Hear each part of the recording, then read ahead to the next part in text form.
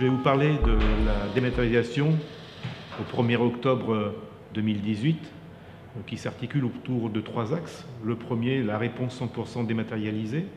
Le deuxième, qui est le DUM, document unique de marché européen. Et le troisième, qui est les données essentielles.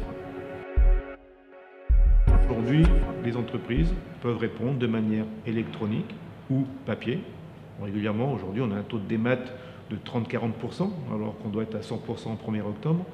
C'est-à-dire que 60% des plis arrivent de manière papier, soit en dépôt en mairie ou soit par la poste. Au 1er octobre, il y aura obligation de déposer une réponse 100% électronique, non signée, puisque le code l'autorise, sur une plateforme qu'on appelle profil acheteur, qui est l'équivalent d'une plateforme des marchés publics. Cette notion-là va amener quelques changements, aussi bien côté acheteur, qui devra déposer l'ensemble de ses marchés sur ces plateformes, mais aussi aux entreprises, et surtout aux entreprises qui devront elles-mêmes déposer leurs réponses de manière électronique, c'est-à-dire l'ensemble des documents administratifs qui sont déjà simplifiés via MPS, ou l'ensemble de l'offre, c'est-à-dire la réponse au cahier des charges qu'a publié l'acheteur.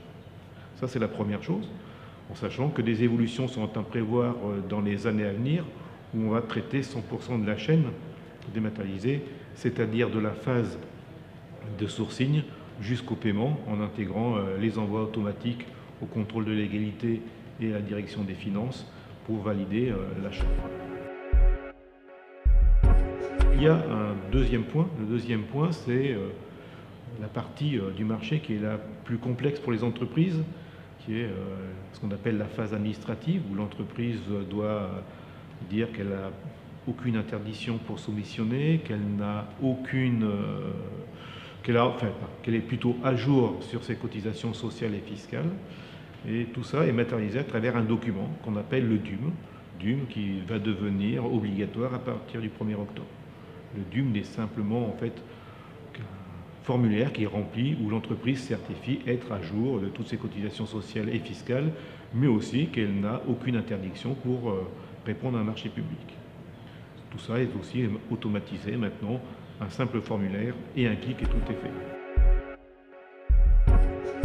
La troisième chose, c'est dans le cadre de la transparence des marchés publics et de la lutte contre la corruption, où en fait, on doit publier sur un profil acheteur l'ensemble des données d'un marché, c'est-à-dire qui est l'acheteur, est-ce que ce marché est à l'outil ou pas, et qui est là ou les attributaires, pour quel montant et sur quelle durée. Tous ces éléments-là vont être obligatoirement publiés 2 mois après avoir reçu la notification du marché. Alors, la technique qui a été retenue, qui a été proposée par la DGFiP, qui est la Direction Générale des Finances, c'est que c'est le logiciel financier de la collectivité qui va pousser sur le logiciel Helios l'ensemble des informations. Une partie des informations va alimenter l'Observatoire économique et l'autre partie va alimenter une plateforme qui s'appelle data.gouv.fr, qui est en fait gérée par la structure, la start-up de l'État Etalab, qui va récolter l'ensemble des données de tous les profils acheteurs de France.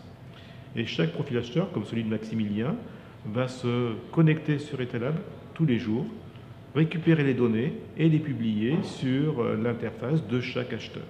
De cette manière, on répond à le fameux article 107 qui est l'acheteur doit publier 2 mois après l'attribution les données sur son profil acheteur.